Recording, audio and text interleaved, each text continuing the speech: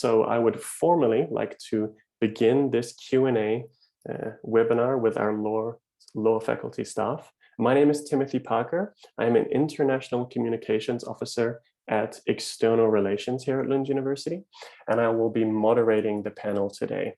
And we are also joined by 3 staff members from Faculty of Law who will be answering your questions, which you can ask using the Q&A feature which you can see on the bottom of your screen. So for the next hour, if you have any questions to do with our 2 international degree programs that we offer in the subject area of law, feel free to go ahead and ask them, and our program staff will be able to give you their best possible answers. So without further ado, I would like to introduce our faculty staff.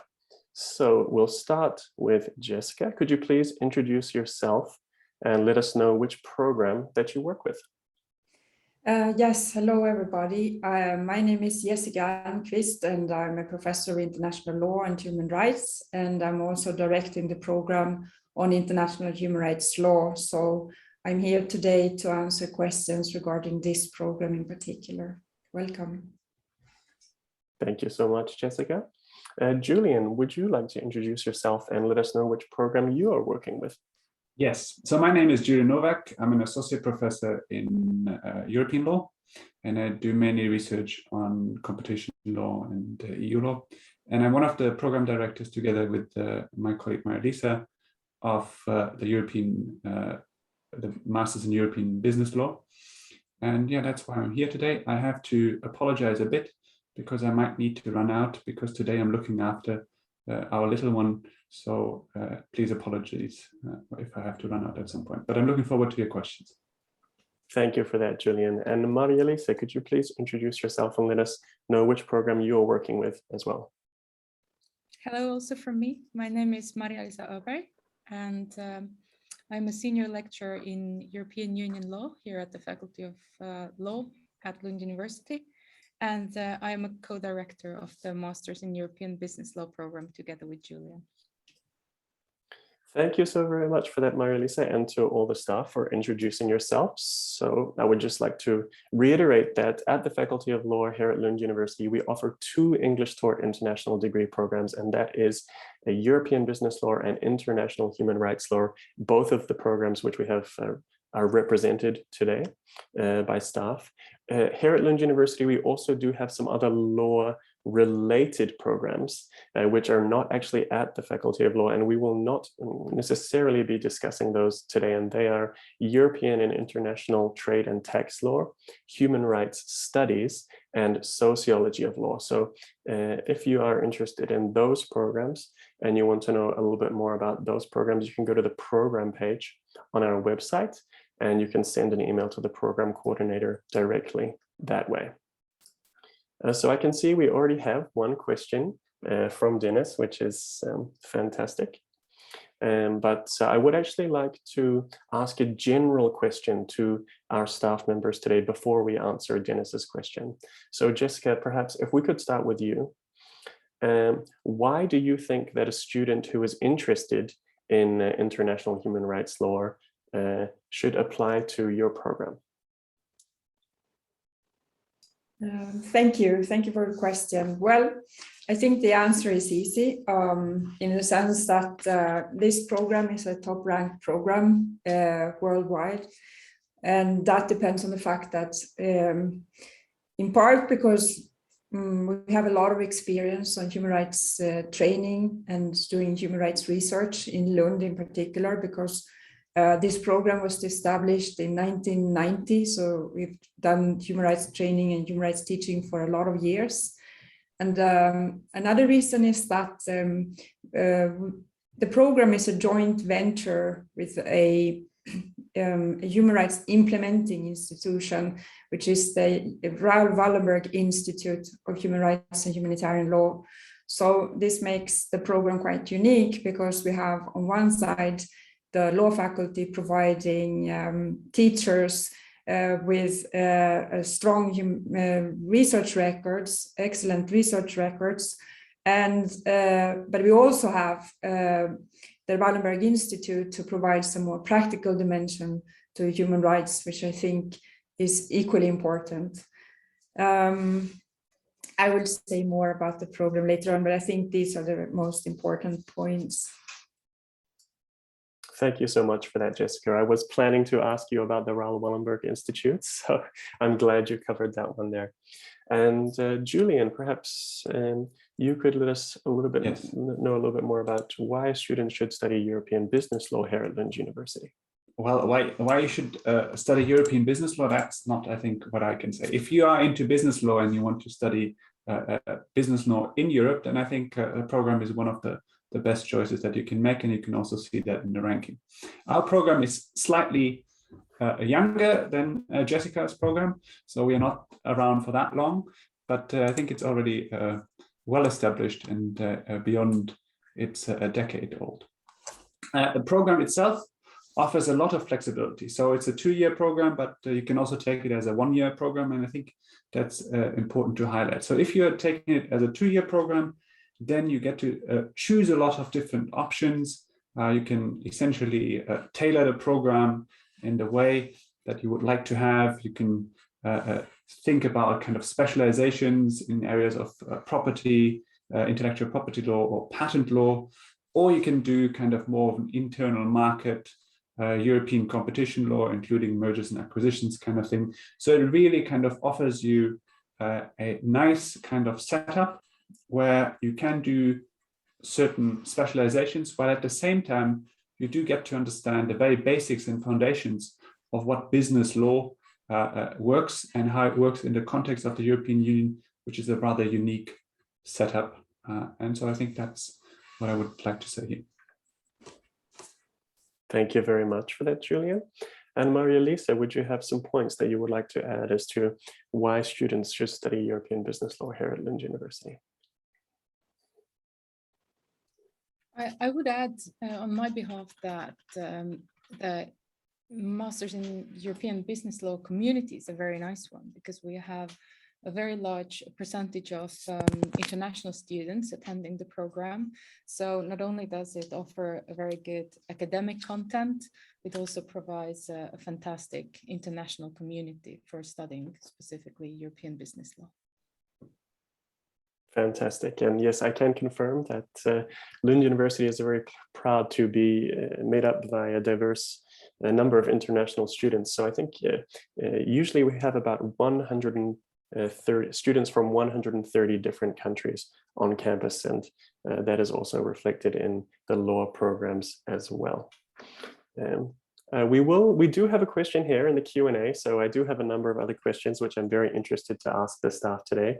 It's a little bit of an unusual one, and I'm not 100% sure if any of you will actually be able to answer this one directly. It's from Dennis, and he asks, he thanks us for the opportunity to ask a question today, and he asks, I would like to know, to get informed about the quotas of the law programs in general. Thank you. So perhaps Dennis is asking about how many students are admitted to each program, if I interpret the question correctly. Is there anyone who would like to answer this? I'm happy to take a shot. So I was also not 100% sure, but I think I can think about a couple of ways that what quotas can mean. So quotas can mean how many students do we have. So in the European Business Law program, we typically have around 30 students, plus minus, sometimes the very high 20s, around 28, sometimes 36. So that's around the amount of students that we have. In terms of quotas where people come from, we typically have 80 to 90% international students. They are coming from all over the world. We have a couple of Swedish students, and then some other Europeans, where I would say like maybe 60% of the international students are from Europe, maybe not from the EU, but from Europe, and the rest are from the rest of the world. So I hope that answered the question, but I'm not 100% sure that I got to understand what quotas mean. Okay, I'm going to follow the track of Julian. and the understanding of the term quota, and say the following: that we have somewhat more students in the LLM program on human rights law. We have around 40 to 45 students each year, and since it's a 2-year program, we have a total of around 85 to 90 students. And out of those, I mean, there are no quotas defined a priori, no, but it's based on merit and grades and etc., the quality of the application.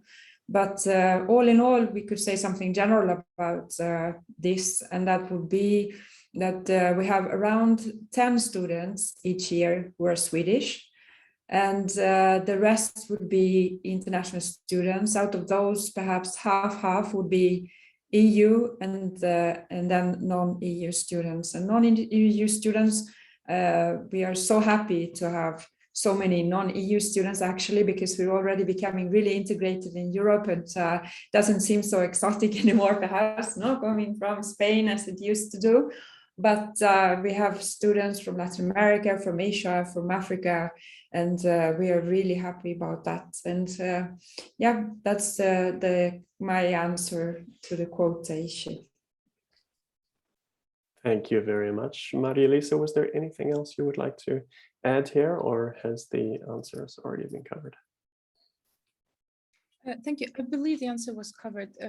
Again, my interpretation on the term quota, perhaps we were being asked also about how many students normally apply, and to the Masters in European Business Law program, I believe it's roughly 200, and then 30% or about 30 students are then finally arrive at the program, let's say. Great, thank you very much. And Dennis has actually responded in the Q&A, and he has confirmed that that's exactly what he was asking about. So thank you, all of you, for your answers. I can see we actually have quite a few questions coming in now. So thank you to all of you for asking your questions.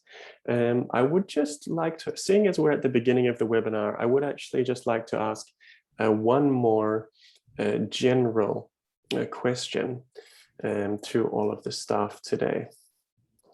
And that is about the application process and how to make a successful application. So what is it that you're looking at on the applications? What do you want to see from applicants, and what really helps applicants stand out and make a successful application to your program?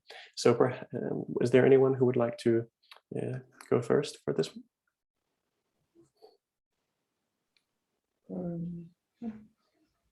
Marja-Liisa, perhaps? Yes, indeed. Just some top tips for writing an application.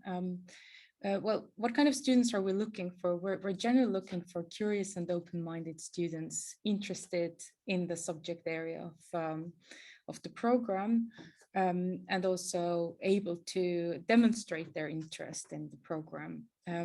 We do welcome students with a variety of previous educational and professional backgrounds, and we really cherish having a mix of students that enrich the learning and teaching environment. So it's very nice to have students of very, very different backgrounds, both geographically and also in terms of previous education and work experience.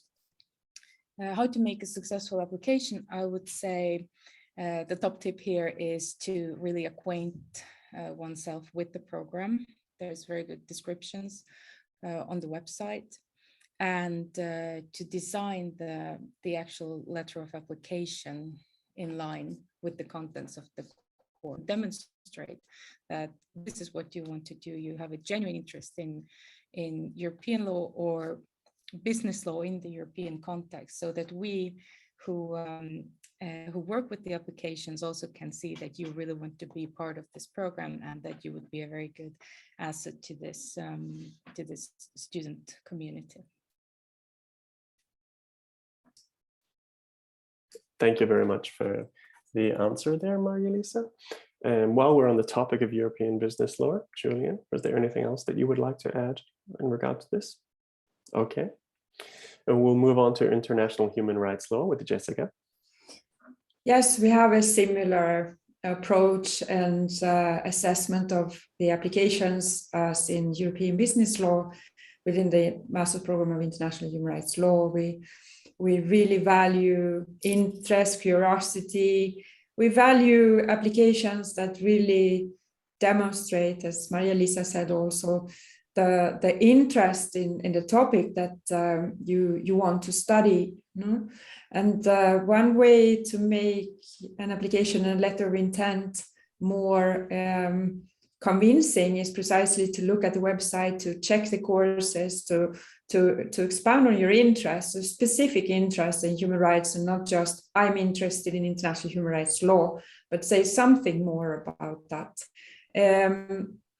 If it's personal, we value applications from different ages, with different experiences, from different walks of life, from different parts of the world. No, and it's the same probably with the European Business Law program. And I think it's very important to point out, because sometimes we will have somebody who has worked already for 30 years and want to go back to study and can really motivate that. And that's great, but they can also be somebody who just finished from his bachelor degree, and he can also motivate that will be equally important. It's not that we can say from the beginning that only people with a lot of experience or relevant experience will have a place in this program. We value diversity, diversity and pluralism within the program, and that's very important too. Of course, I see that Ada Velasquez has mentioned and asked questions about letter recommendations.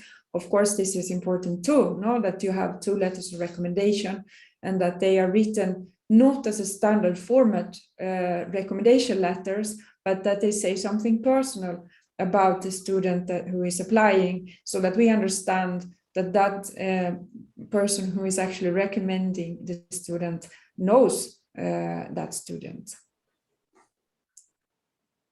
Thank you very much for that, Jessica. And I would also like to add at this point that if you do have any sort of generic questions about the application process, we do actually have another staff member, my colleague Daniel Gunnarsson, who is behind the scenes today, not on camera. So some of you may notice that you may be getting your questions answered by him as well. All right, we have another question here from Katerina, and she's asking about distance studies. So she says, I live up north in Sundsvall. Are the studies possible by distance? And so, Julian, perhaps you would. I'm happy to take that because we actually had a longer discussion about this recently. In the context of COVID, we have had to turn to distance learning. It is, however, not our preferred mode of teaching and of interacting with the students, because it is an interactive program. It is an on-campus program, and we will be teaching on campus. So it's not a distance course, and you will be required to be here. But in the case that we have a pandemic like now, and you're not allowed to teach in groups, we will do online teaching because we have to, not because we like to, and we'll have to make special arrangements for this, because you can all imagine that if you talk to me like now over online here and you write your questions, has certain advantages, but there are a huge amount of disadvantages, like the kind of personal contact that we might have after this session is all gone, and the interaction with your colleagues and other students is also a completely different one. So that's why our program is an not an online course, but a course that takes place in the classroom. So yes, that's my point. Great, and a follow-up question to that, is teaching currently on campus at the moment, or is it still, are we still in the online COVID mode of teaching at this time? Julian? Oh, Jessica. Okay. Yeah. Okay. Currently, I mean, at Lund University, the first-year students were doing their bachelor degree, and the master students have priority in terms of teaching in classroom. And so now the master program, at least the one in international human rights law, has classroom teaching. and it seems to be working well. So far, so good. And of course, we have certain rules in place, let's say, but the goal is, as Julian said before, to have classroom teaching, because we believe that this provides a more full experience of an interaction, an environment that, where you can really learn and thrive and interact in a more spontaneous way. And so, yes, unfortunately, we don't have part-time distance possibilities, but it's a 100% full-time program on campus under normal circumstances. But as Julian says, we need to be flexible as well right now, because we don't know how things will evolve. And can I quickly add something? I think for me, having done a master's myself abroad, I think the campus experience is very much important about learning. Like, that's not kind of necessarily learning in terms of the subject matter. There are also the benefits that Jessica and I already mentioned. But I think for every master program, there is something else. There is the social aspect, the kind of interaction that you have with your colleagues and peers outside of the class, and where you go for a drink, where you meet them in the park, where you make friends from all over the world. And I think that's very important element of any master degree and any kind of attempt to broaden your horizon. And that's what studying is also about. And I think we all in those programs very much care about broadening horizons for you and for us. And that's typically done with a personal interaction. Thank you so much, Julian. And Marja-Liisa, was there anything you would like to add on the distance versus on campus? No? Covered already? Perfect. Well, we do have a lot of questions flowing in today, which is fantastic. And we now come to the next question from Ada Velasquez, and it is a very good one. And I was hoping that people were going to ask about program-specific documents. So Ada is from Guatemala, and it is her dream to study international human rights law. And she has some questions about the supporting documentation. So first, Jessica, I will ask this question to you, and then we will also cover the program-specific documents for the European Business Law program as well. So the 2 letters of recommendation could be written with free writing, or do you have a specific format? And the second question is, could one of them be written by a teacher who was my thesis consultant? So Jessica, I'll leave the floor over to you here. Well, thank you very much, Ada Velasquez, for your questions. They are very good, as Timothy points out. The 2 letters of recommendation, I recommend that the letters of recommendation are in free writing instead of a specific format, because it gives a sense of when you read that letter, we will understand if that person who wrote it really knows you or not, and can really vouch for you, so that it's an authentic letter of recommendation. So that's important. I don't think there has to be any specific format. Of course, there are many ideas for how such a letter recommendation might look like online, and of course one can use those letters, but let not the letter just be that, but there will be a personal touch to them as well. And then, of course, could one of them be written by a teacher who was my thesis consultant? Excellent. I mean, this is exactly the kind of person who will actually know you and could vouch for you and support you and explain why you should be chosen to the master's program. And I would just say, please apply and make that application happen. I would like to add something here, and Jessica, you can contradict me if you feel differently. But I think there's sometimes a hesitancy I see amongst the students where, and I can think about myself when I made my applications. If you have the choice between kind of a famous professor who doesn't know you and your thesis supervisor who knows you quite well and knows exactly what you can do and what great job you have done, then I would say, go for the thesis supervisor, because they can write something about you that really makes a difference. If there's a famous professor at a university who just likes, oh yeah, so-and-so has attended my program and has achieved the following grade, then it doesn't really help you much. It's great, but if you have someone who can actually say something about you, I think that's much more important. I agree. Marja-Liisa, was there anything you would like to add on the list as a recommendation here? All right, okay, thank you so much for your answers, and I'm really glad that you asked that question, Ada. And of course, you can find all the information that you need about the required program-specific documents and all other key application information on the program page for each program on the Lund University website. All right, now we have an interesting question from Elif. Who asks, what do you think about space law and IT law, which will be more on our agenda in the near future? So I'll leave the floor open. Is there anyone who would like to jump in on this question? I'm happy to. I think it depends on what you want to do, right? Is it your agenda that you want to work with space exploration? Maybe then you are more kind of in the area of public law. Space law is typically public law, while IT law, quite often you find more the kind of private law aspects and maybe kind of some kind of regulation of business activities.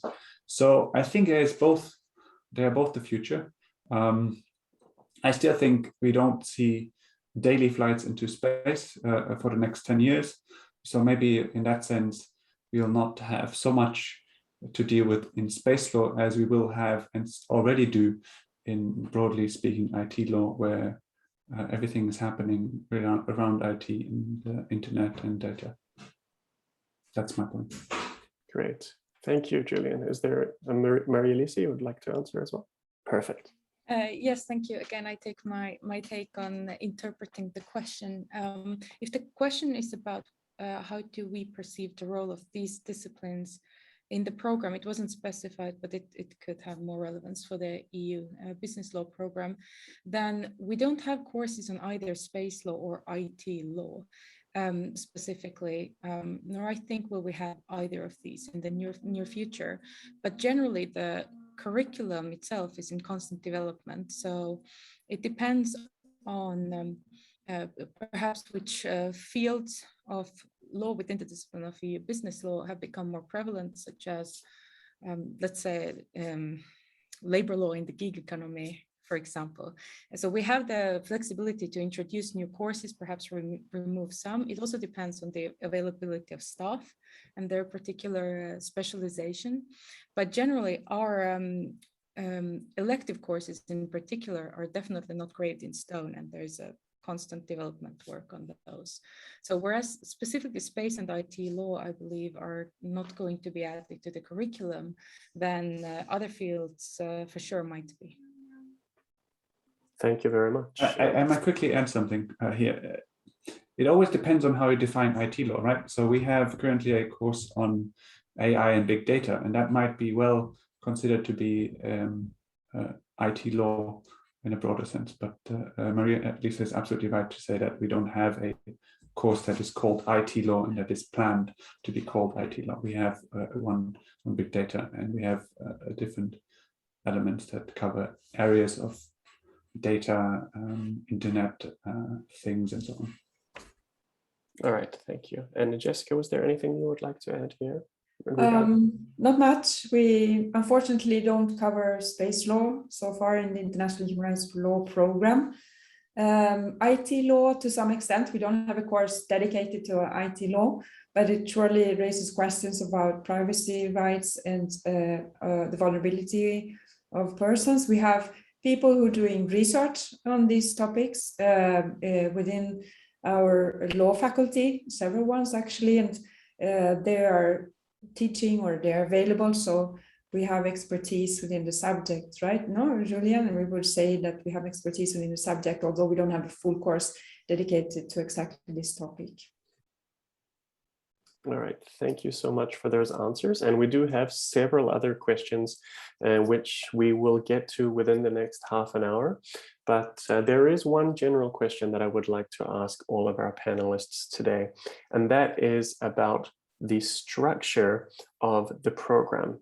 Because inevitably, people are going to be wondering about their different study possibilities and their different options available within the program. So would it be possible for our panelists to give a breakdown of how the programs are structured? Perhaps Jessica, you could begin with the International Human Rights Law program. Okay, fine. So very briefly, it's a 2-year program, and we in Sweden we break into 2 semesters per year, and within these 2, within each semester we have normally 10 weeks courses or 5 weeks courses, and they correspond to 15 credits or 7.5 credits respectively. No. So the first course is international law, because we think it's important to give a general overview of the international law aspects of international human rights law, which is part of international law. That's 15 credits, and that's a 10 weeks course, and it's a compulsory. And then we continue with International Human Rights Law 1, which is also 15 credits, and it's a compulsory course. Thereafter, we have a course called International Human Rights Law 2, which focuses on equality and non-discrimination issues, as opposed to the first one, which is more general, which is about institutions and different rights and how to enforce them, etc. No?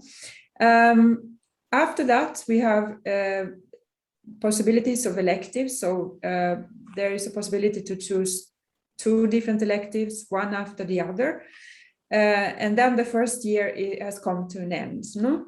And then the second year starts with a course on humanitarian law, which is a closely related subject, of course, to human rights law, especially important considering the number of armed conflicts that are ongoing in the world right now. That's a 7.5 credit course, so it goes on for 5 weeks. And thereafter, you have the possibility to again choose an elective course of 7.5 credits.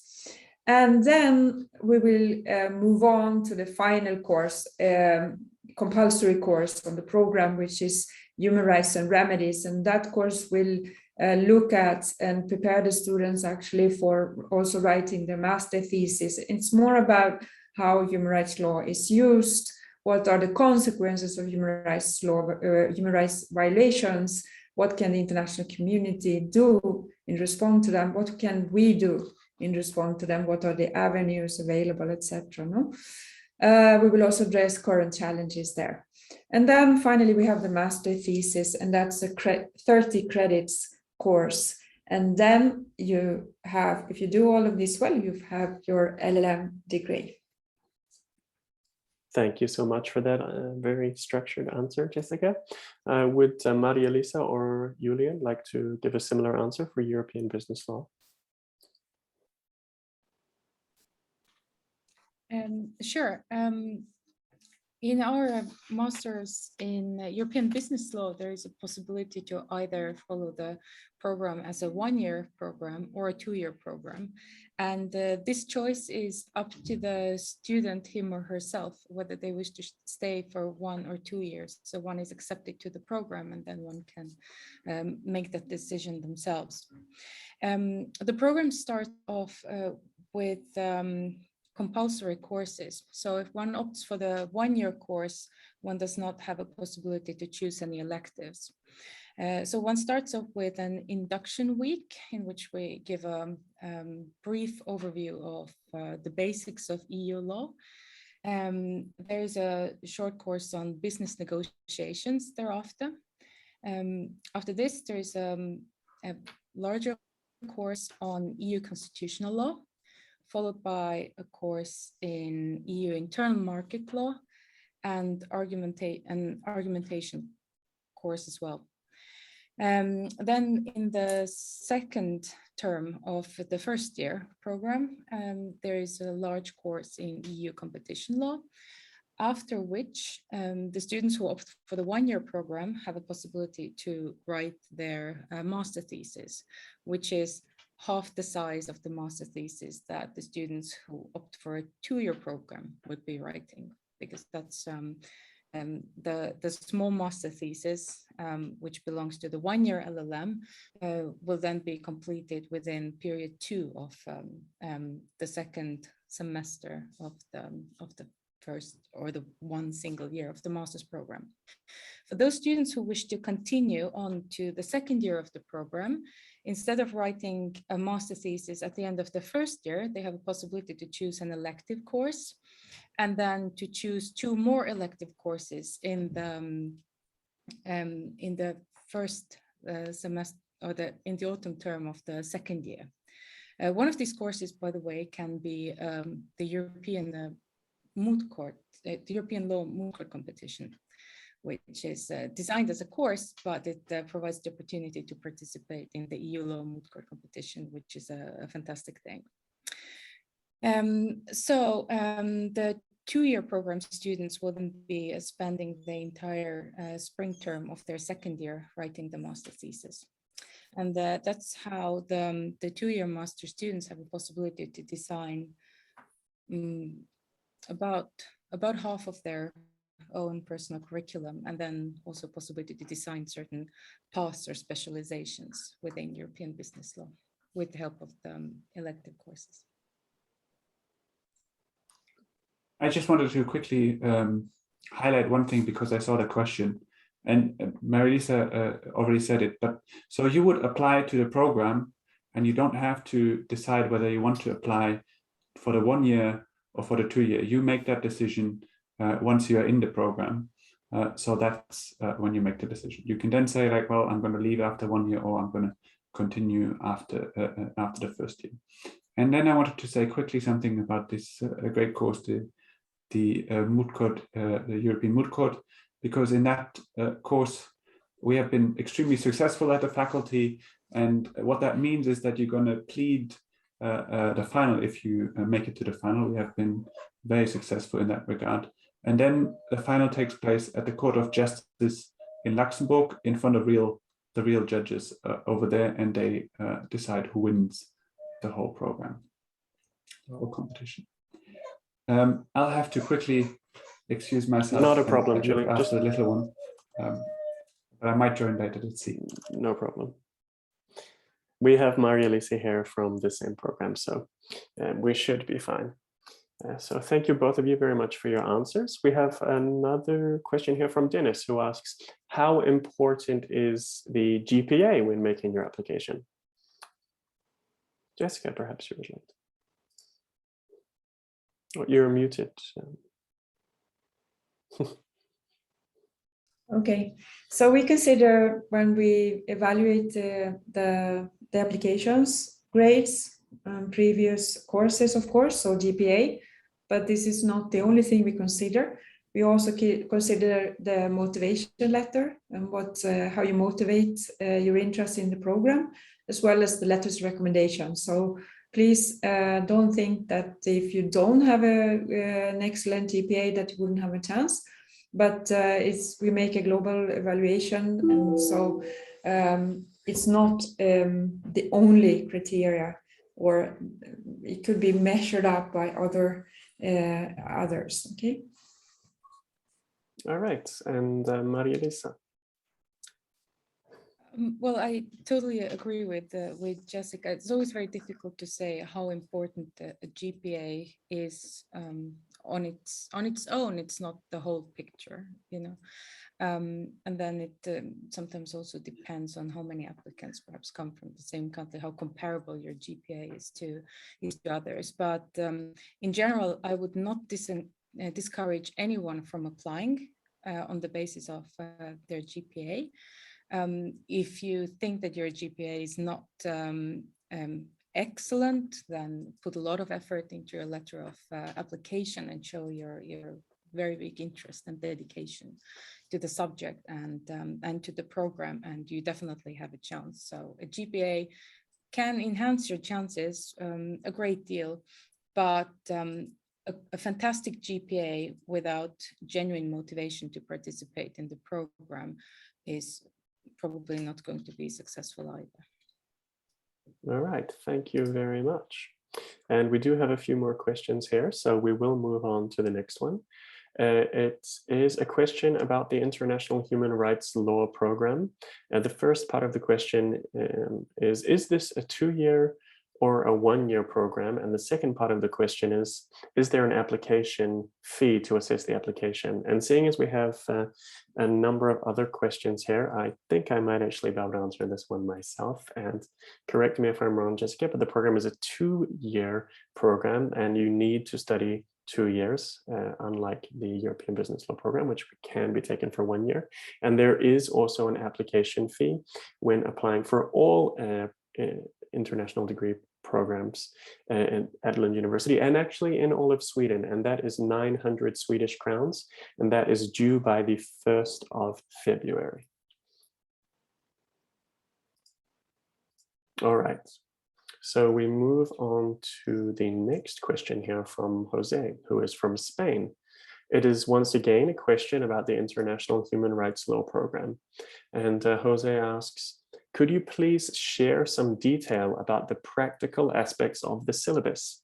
I'm thinking about the Raoul Wallenberg Institute's role in the program, or any law clinic possibilities, if there are any.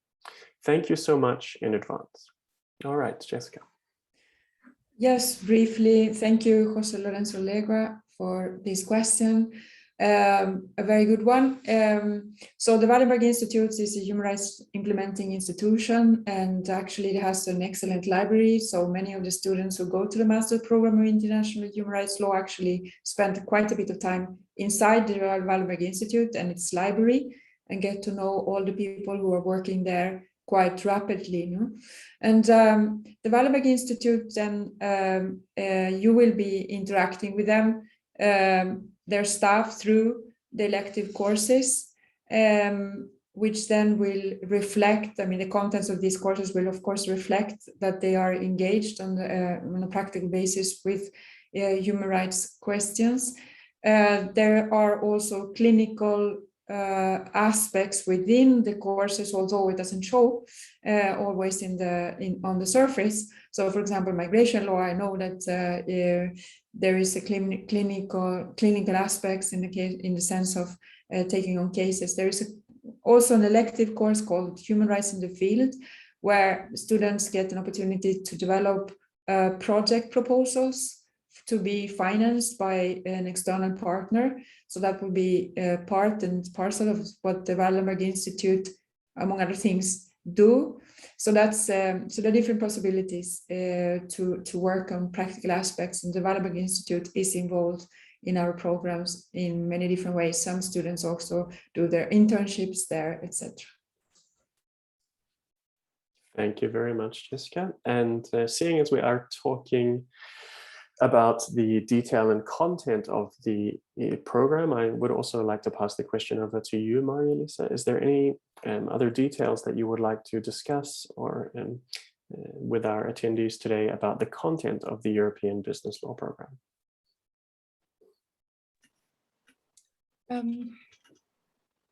Perhaps I would just follow up on the question which Jessica was answering, which does not have a strict connection to the Masters in European Business Law Program. Just to mention internships, then I could say that there is also a possibility, if one chooses the 2-year track of the Master's Program, to replace one of the elective courses in the autumn term of the 2nd year with an internship. The faculty or the program does not assist in finding the internships, but the student can attend the internship, and then that can count also towards credits within the master's program. All right, fantastic. Thank you for that. All right, so we have about 13 minutes left. So there is still a little bit of time for attendees to ask further questions. And I would also like to very much thank my colleague, Daniel Gunnarsson, who is on the back end of this webinar today. And I can see that he's been answering some of your more general questions as well. Oh, we have a number of questions flowing in here. And we have a question here from Mayid. And we have discussed this a little bit already, but it is very relevant. So we can touch on it again in case there's anything we missed the first time.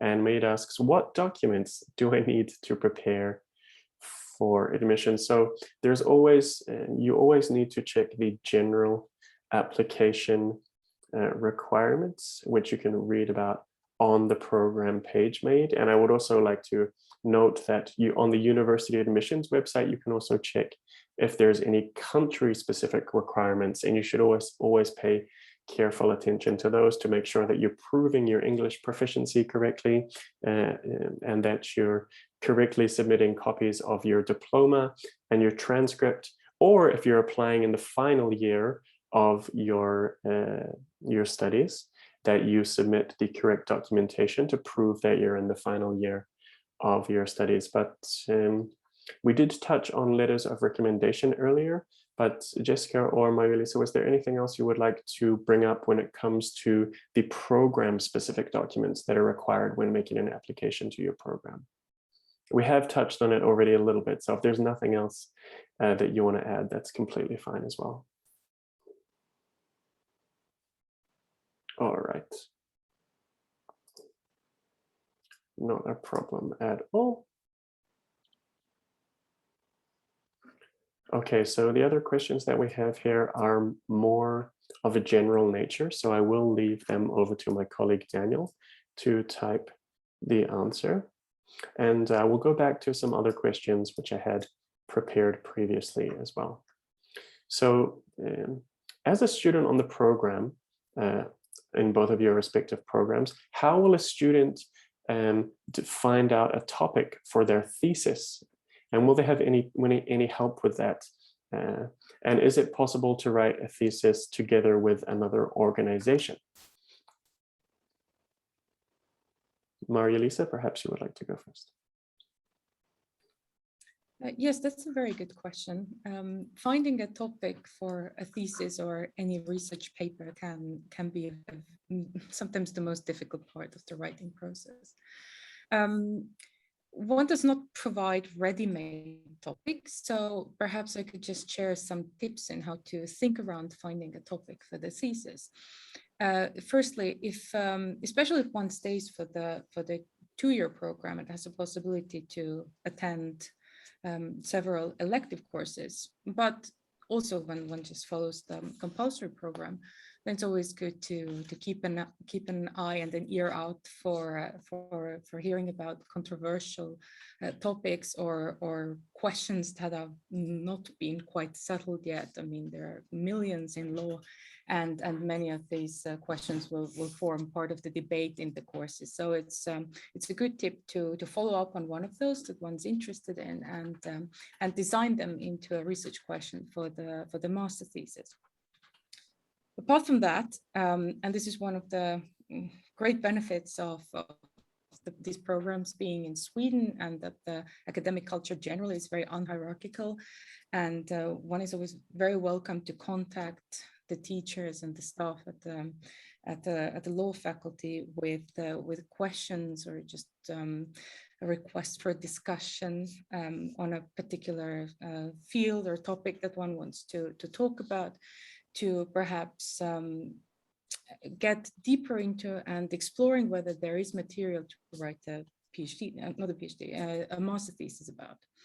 So either one finds topic themselves within the courses, or one can explore these topics on with a staff member.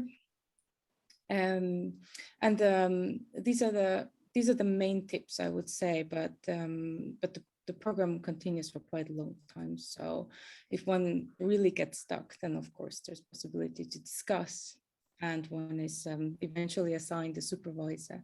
So the supervisor is always there to help one get out of a real trouble if one cannot find the topic. Then about writing a thesis together with an organization, there is no formalized cooperation program with any institutions, so to say. But for example, if one does an internship, then internships are also great places to find inspiration for research questions to be explored further in a master thesis. Thank you so much for that, Marja-Liisa. And Jessica, now I'll leave it over to you. Okay, well, the way this is done is very similar to what Marja-Liisa describes, also within the master program for human rights law. And well, there are different students. Some students come with a specific topic in mind and go through the whole program with that specific topic in mind. If you come from a country with lots of human rights problems, you might want to speak about just that. And the whole program is designed for you to learn. And then when you finally get to write the master thesis, you will be so convinced still that that's the thing. No, other students will, as Marja-Liisa points out, not know what to do. I mean, usually you figure that out as you go along. So when you arrive to the master thesis, you will actually already have selected a topic because you've been exposed to so many issues and debates, etc. And you will always get help from the teaching staff, who is extremely committed to help students in their work, also to discuss what topic should I choose, etc. No? And then in the master's program of human rights law, the last compulsory course is designed so that there will be a focus more on writing and identification of research problems, etc. So to prepare for this daunting task, or what seems to be a daunting task, of writing a thesis, which is can be up to 70 or more pages, no? But we are there on the way, so don't worry about that right now, okay? All right, thank you so much for that answer, Jessica. And we are coming into the final 5 minutes of this webinar today. So if you do have any last minute questions, feel free to put them in the Q&A section, and we will do our best to give you an answer before we finish up here at 3 o'clock Swedish time. And I do have another question which I have prepared earlier for both of you today.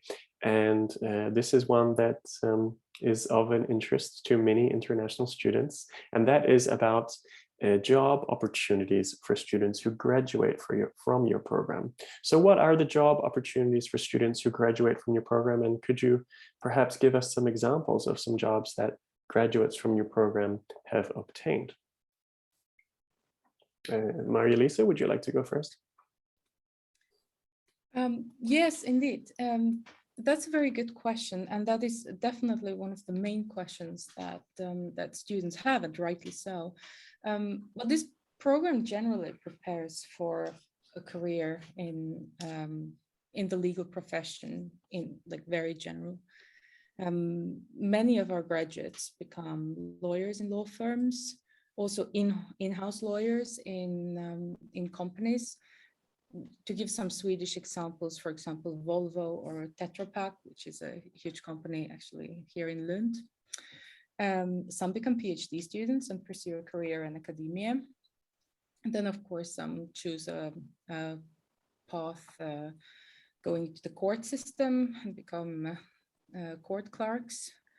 Some work for international organizations, such as including the European Union institutions, the European Commission. For example, the internal market director of the EFTA Surveillance Authority is an alumnus of the program.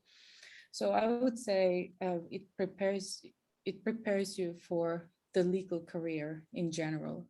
Due to its focus on business law, one is especially well prepared for a law firm in-house lawyer type of a career, but it is definitely not limited to those paths. Thank you so much. Jessica? Yes, what can a human rights lawyer do, or what does a human rights lawyer do after you have finished this degree? We are developing an alumni association, so we're going to have very close monitoring of what everybody exactly does, but I know that already now that some people start working for international organizations as program officers or non-governmental organizations, such as including think tanks as legal advisors or experts. Again, program officers is more common. They might pursue an academic career.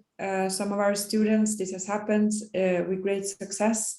Some students will go back to their countries and work for national authorities in their home countries. Some will go back as judges or human rights defenders in different contexts. And more recently, I know that there are students who have gotten jobs also in corporations as human rights experts. And so this is also a great development for human rights, that corporations actually or companies actually hire human rights lawyers. And so there are many opportunities. It's a good career. Human rights is a very important topic, not only in the past or the present, but also in the future. And so, yes, I don't think there will be great problems of finding a job. Thank you very much for your answer, Jessica. We are unfortunately coming to the end of our webinar today. What I have done, if you look in the chat of this webinar, which you can access at the bottom of your screen, I have posted a link to our degree studies form. And on that form, you can send any further questions that you may have, and they will come through to Lund University staff. So if you are still wondering about anything in particular, if you have any further questions that you want to ask, look in the chat section now, and you can find a link to the degree studies form where you can ask a question to us. And just before we finish up, I would first like to ask Marja-Liisa if you have any final points, any concluding thoughts, or anything else that you would like to add about your program that we have not discussed today. I would just actually want to finish up encouraging everyone in this chat and not only participating in this webinar, but perhaps watching this this webinar later on as a recorded piece to apply to the program. If you're interested in this topic, if you find what is written about this this program and or distributed in any other form but written form, for example on the university website, if you find this interesting for yourself, if you find that this is something that you would want to do and this is something that would advance your future career, please apply. Don't worry about your GPA or any other concerns that you may have, because we are very much looking forward to your application and having you in the program. So thank you very much for everyone who has participated here, and also for the International Office for setting up this wonderful webinar today. Thank you so much. And Jessica, any concluding thoughts or additional points you would like to add? No, like Marja-Liisa, I want to say thanks for coming and showing interest in our programs, in both programs. Please apply, as Marja-Liisa says. I think it's a great opportunity that is being offered. And yes, don't worry so much about what you don't have, but try to point out what you do have to offer, and make sure, or rest assured, that we will look carefully at all the applications that come in and consider them. Okay. Thank you also to Timothy for a great moderation of this panel. And yeah, thank you very much for listening, all of you. Thank you so much, Jessica, and thank you so much, Marja-Liisa, for all your insightful answers. They really have helped. This webinar has been a huge success. We have answered 24 questions, and I would like to also thank our colleague Daniel, who has been working on the back end today in this webinar, answering some general questions as well. So thank you to everyone who has attended today. And my final point would be that we do open for applications next Monday. So from the 18th of October, you can begin to make your application, and the final day to make your application will actually be the 17th of January 2022. So we open for applications on Monday. So thank you everyone for attending today, and I wish you a pleasant afternoon. Bye-bye.